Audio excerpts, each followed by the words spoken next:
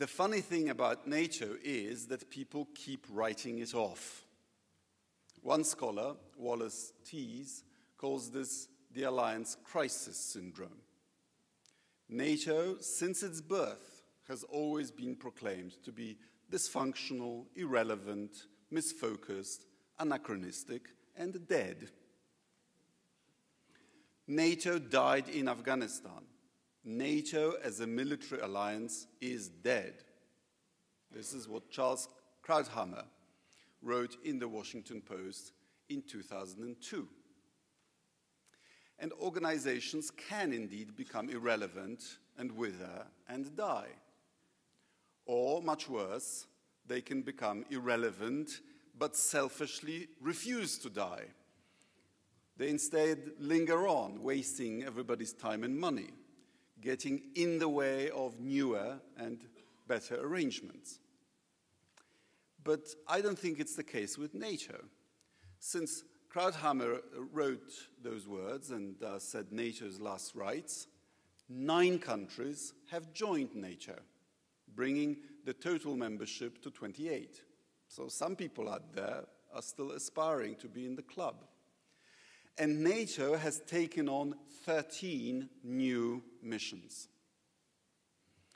I don't need to remind this audience the history of NATO, how US soldiers crossed the world to scale the cliffs of Pont du Hoc and fight and die to rescue Europe from its own tyranny, how George Marshall's $5 billion Europe recovery program prompted West Europeans to work together to rebuild their shattered continent.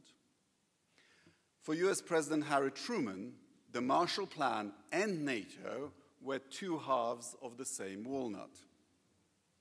In 1949, US officials pointed to Article 2 of the Washington Treaty to portray NATO as more than a classic military alliance, but a new form of security community. With NATO's robust security insurance policy in place, Western Europe got on with rebuilding the peace and prosperity without worrying incessantly about Soviet military ambitions. This generous but shrewd US strategic thinking set up the greatest motor of growth and progress in history. And it was a beacon of liberty for us in the enslaved East, who didn't have the benefit of joining then. Poland's joining NATO in 1999 at the summit in Washington was our coming home. Our shared transatlantic trading and security area now has 800 million people, accounting for half the world's GDP, a third of world trade, and more than 2 trillion in two-way investments. We can and should build on this achievement. The Transatlantic Economic Council looks to negotiate by 2014 a free trade agreement between Europe and America to boost growth and create jobs. And so far, I think it's clear, the utility of NATO, it's clear.